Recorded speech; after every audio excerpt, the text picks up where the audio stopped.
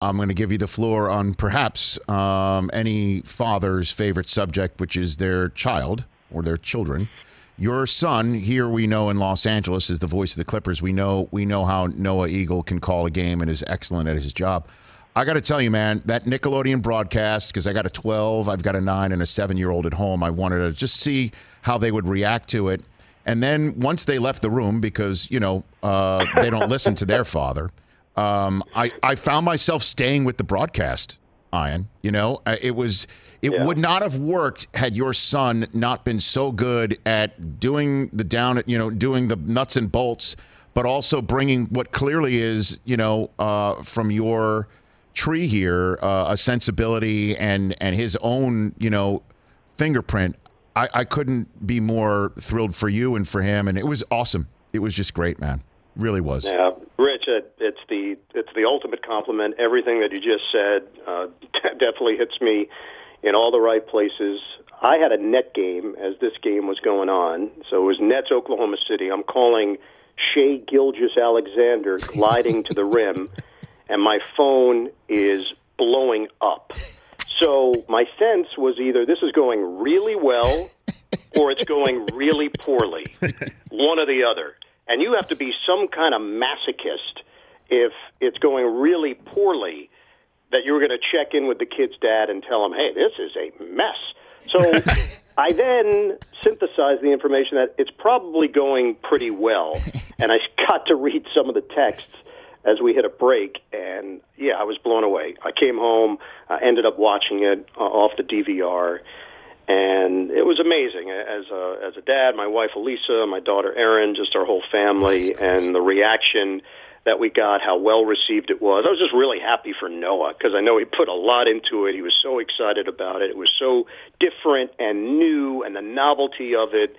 And Nate Burleson and Gabby and Lex from Nickelodeon, everybody wanted to do it the right way. The producer, Ken Mack, director, Suzanne Smith, Sean Robbins, coordinating producer, everybody. Oh. Everybody was committed to really doing something special. Well, Ken Mack and I go back to the U.S. Open days, on CBS. He's a delightful person who's a great dad, so that makes I had no idea that he was part of that. It was real, and obviously I would have talked it up, too, just for out of friendship's sake. But I mean every word, and I thought and I mentioned it here on the show as well, that this broadcast to me, the fact that your son was the one who did it too. The fact that your son was able to properly and easily explain the catch rule to a child audience means that the NFL was the ultimate, latest, lock solid piece of evidence that the NFL has fixed the catch rule. Able to make it understandable to children. It worked. It was great. You're so right, though. But really, that's what it boiled down to. And when I talked to Noah that morning, I didn't want to inundate him with 20 things to keep in mind for the broadcast. I just tried to boil it down to 3 things.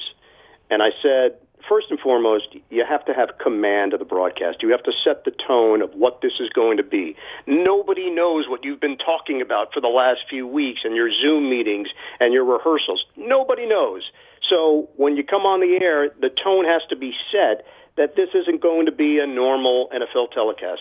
I said, 2, you got to be a point guard. You got to be able to spread the ball around. You got to get everybody a touch. That has to be at the foremost of your focus.